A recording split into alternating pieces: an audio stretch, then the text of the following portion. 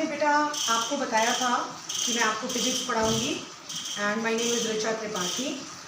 और सबसे पहले हम आपको ये भी बता चुके हैं और कल हमने आपको नोट्स भेजे थे कि साइंस क्या होता है, फिर फिजिक्स के कितने पार्ट्स होते हैं, और उसके 2 पार्ट्स आपके कोर्स में हैं। पहला है काइनेटिक्स या बल गति, और दूसरा है जो कि आप पढ़ेंगे ध्वनि या फिर साउंड। और मैंने आपको बताया था कि हम चैप्टर नंबर 12 से शुरू करें। उसके पहले मैं आपको आपके यूपी बोर्ड का पैटर्न बताती हूँ। ये भी आपने 4 पन्ने बना लिए हैं। ये आपका 5th पेज है जो मैं आपको बताने जा रही हूँ। अब देखिए, आपका पेपर 8th क्लास की तरह 100 मार्क्स का नहीं होगा। 70 मार्क्स का आपका रिटन पेपर होगा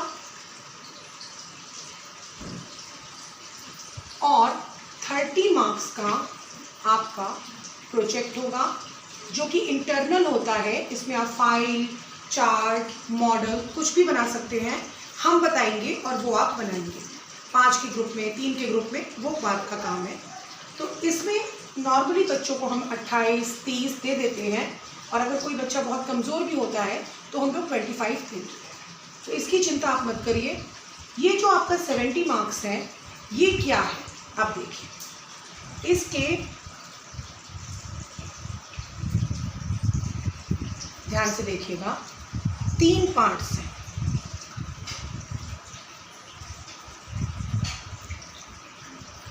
दिख रहा है?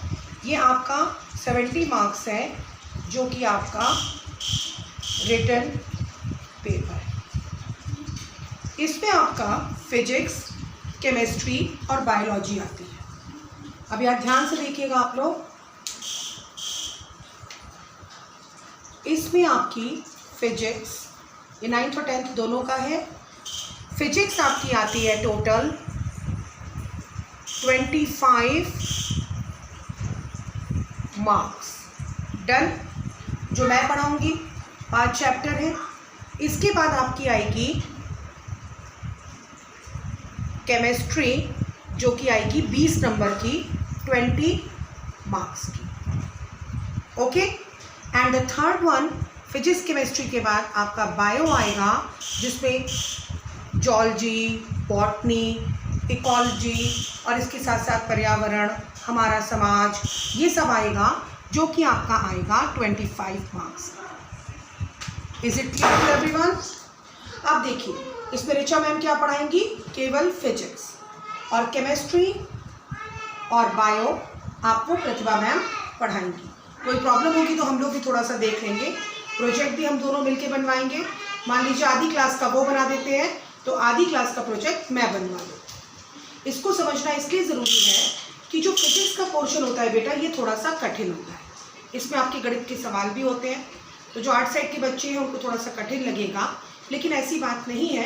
मुझे पूरा विश्वास है कि हम लोग इतना इंटरेस्टिंग तरीके से पढ़ेंगे कि आपको आ जाएगा। केमिस्ट्री एंड बायो में थ्योरी ज़्यादा होती है, लिखना ज़्यादा होता है, तो सोनी धापा के बच्चे उसमें ऑलरेडी बहुत अच्छा परफॉर्म करते हैं। तो आप सोच के देखिए, अगर मान लीजिए मैं और प्रतिभा मैम आपको पढ़ाते हैं, और इस 70 में से आप इसमें से 20, इसमें से 15 और इसमें से 20, यानी कि 20, 20, 40 और 15, 55। अगर मान लीजिए आप इसमें से 55 मार्क्स पाते हैं और 30 मार्क्स आपको प्रोजेक्ट का मिलता है, तो कितना हुआ? 85। मुझे पूरी उम्मीद है सोनी धापा के सारे बच्चे बहुत अच्छे से परफॉर्म करेंगे और सब लोग 80 से 90 नंबर साइंस में पाएंगे। ठीक है। अब मैं आपके सामने शुरू करती हूँ आपका चैप्टर नंबर 12। ये फिजिक्स का पार्ट है, इसका नाम है आपका ध्वनि। ध्वनि मीन्स साउंड। आप इस से नोट्स मत बनाइएगा, सिर्फ समझिए। नोट्स मैं आपको भेज देती हूँ। तो चैप्टर है आपका साउंड, जिसको हम हिंदी में बोलते हैं ध्वनि। अच्छा, आपसे कोई बोले कि ध्वनि क्या है, तो आप बोलेंगे कि मैम आप बोल रही हैं, हमको सुनाई दे रहा है, बाहर पानी की आवाज़ आ रही है, उधर नल की आवाज़ आ रही है, इधर आपका बेटा बोल रहा है। तो ये सब कुछ क्या है? ध्वनि। लेकिन कभी आपने सोचा है कि ध्वनि चलती कैसे है? जब कोई बोलता है तो वो आवाज़ आपके कानों तक कैसे पहुंचती है? ये एक बहुत इम्पॉर्टेंट सी बात है। चलिए इसको इधर से समझते हैं। मान लीजिए आपने एक ये एक डंडा लिया जिसमें आपने एक स्प्रिंग को या धागे को कस दिया, और एक दूसरा डंडा लिया, इसको आपने यहाँ पर कस दिया। डन। अगर एक बात बताइए, इसको हम रबर बैंड ले लेते हैं, एक रबर बैंड बाल वाला, इसको यहाँ पर हमने बांध दिया, ठीक है। इसको मैं टक से करके छोड़ूंगी तो क्या होगा, थोड़ा सा ऊपर जाएगा, थोड़ा सा नीचे जाएगा। ये सब आप लोग जानते हैं, और मान लीजिए इसका नाम हम ए बी रख लेते हैं। बिल्कुल ऐसा ही होता है। 2-3 चीज़ें हम बताना चाहेंगे कि ध्वनि कभी भी बिना किसी माध्यम के नहीं चलती। यानी कि अगर मैं आपसे बात कर रही हूँ तो हमारे बीच में वायु है, अगर मैं पानी में हूँ तो हमारे बीच में पानी है, अगर हम स्टील के थ्रू या किसी ठोस के माध्यम से बात करते हैं तो हमारे बीच में ठोस है। अगर हम चंद्रमा पे चले जाएं और वहाँ पर किसी भी प्रकार की कोई भी एटमॉस्फेयर ना हो तो हम उसको निर्वात कहते हैं। चलिए अब हम शुरू करते हैं फिर से ध्वनि के बारे में कुछ बातें। ध्वनि को चलने के लिए किसी न किसी माध्यम की आवश्यकता होती है। हम जानते हैं कि जब कोई भी कुछ भी नहीं होता है तो उसको निर्वात कहते हैं। जैसे चंद्रमा पे वायुमंडल ही नहीं है, तो जब आप वहाँ पर बोलेंगे तो आपको कोई भी आवाज़ सुनाई नहीं देगी। तो चंद्रमा पर कोई भी आवाज़ क्यों नहीं सुनाई देती, क्योंकि वहाँ पर माध्यम नहीं है। इसके बाद हम आपको बताएंगे कि ध्वनि का संचरण एक्चुअली होता कैसे। 3 चीज़ों से होता है। चलिए, जैसे हम ये रबर बैंड लेते हैं और हमने यहाँ पर इस रबर बैंड को कस दिया और हमने इसको खींच कर छोड़ दिया। जब ये ऊपर नीचे गति करता है तो एक्चुअली पता है क्या होता है, ये माध्यम आपका आगे पीछे नहीं बढ़ता है। जो यहाँ के कण हैं वो आगे वाले कणों को धक्का देते हैं, फिर वो कण आगे वाले, वो कण आगे वाले, वो कण आगे वाले, वो कण आगे वाले, और इस तरह से धक्का देते हुए ए से बी तक पहुँचता है।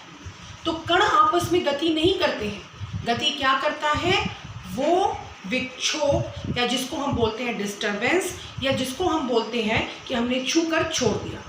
तो अगर यहाँ से हम इसको स्टार्ट करते हैं तो वो इस तरह बी तक पहुँचता है। अब मैं आपसे बात करती हूँ, हमारे बीच में वायु है, ठीक है। मैंने कुछ बोला, वो आवाज़ ने धक्का दिया, वो धक्का देते देते देते देते देते आप तक पहुँचती है।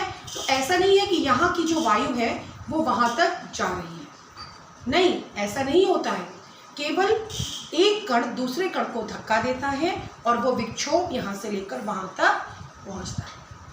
इसी कारण हम ध्वनि को यांत्रिक तरंगे कहते हैं, क्योंकि यांत्रिक तरंगे वो होती हैं जिनको मूव करने के लिए एक जगह से दूसरे जगह तक किसी भी माध्यम की आवश्यकता होती है। कुछ और बातें, ठोस में ध्वनि की चाल सबसे अधिक होती है। ठोस में अगर हम ध्वनि की चाल देखें, ये देखिए। अच्छा, इसमें एक चीज़ बताना चाहूँगी, आपने बचपन में पढ़ा होगा, ये ज़्यादा का साइन है और ये कम का साइन है और ये बराबर का साइन है। तो ध्वनि की चाल ठोस में द्रव से ज़्यादा होती है, डन, और द्रव से भी ज़्यादा होती है उसकी गैस। तो इसको ध्यान से देखिए, अगर कोई भी ध्वनि चलेगी तो ठोस में उसकी चाल अधिक होगी, द्रव में उससे कम होगी और गैस में उससे भी अधिक कम होती है, ठीक है। अब आप पूछेंगे कि कुछ और बातें, आपको बता दिया कि ये द्रव में, ठोस में और गैस 3 मेन माध्यम होते हैं। ध्वनि उत्पन्न कैसे होती है, हमारी आवाज़ से। तो बेसिकली 4 तरीके से आपकी ध्वनि उत्पन्न होती है।